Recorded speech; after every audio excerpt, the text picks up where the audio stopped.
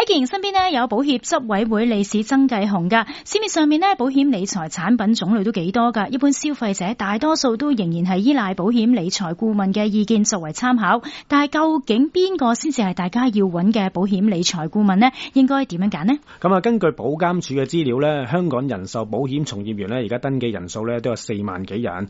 要揀選好信賴嘅保險從業員呢，其實都係一個大嘅問題嚟嘅。咁啊，當然啦，最基本參考呢，就係大眾市民可以咧睇下啲保險從業員啦，究竟有冇得到任何啲業界嘅嘉許，而分別出呢邊啲保險從業員呢係值得信賴嘅。香港人壽保險從業員協會呢，我哋叫保協啦，非常呢推崇我哋嘅行業嘅發展啦，同埋專業嘅水平嘅，特別設立呢個叫做優質經理大獎同埋優質顧問大獎。咁啊，呢個大獎呢，基本上呢就係一個非常全方位嘅專業嘅獎項嚟嘅。咁除咗業績一定嘅水平之外呢，一定要求咧申請人呢3年內呢係冇違規。咁所以呢，攞到呢個獎呢，其實都有信心嘅保證嚟嘅。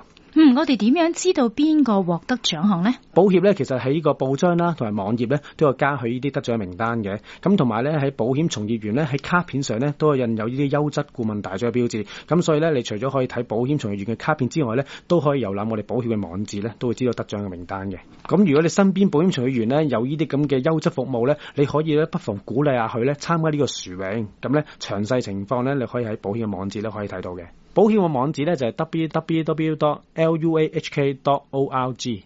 大家呢可以留意下啦。今日先唔該晒你，先唔該晒。好，唔該。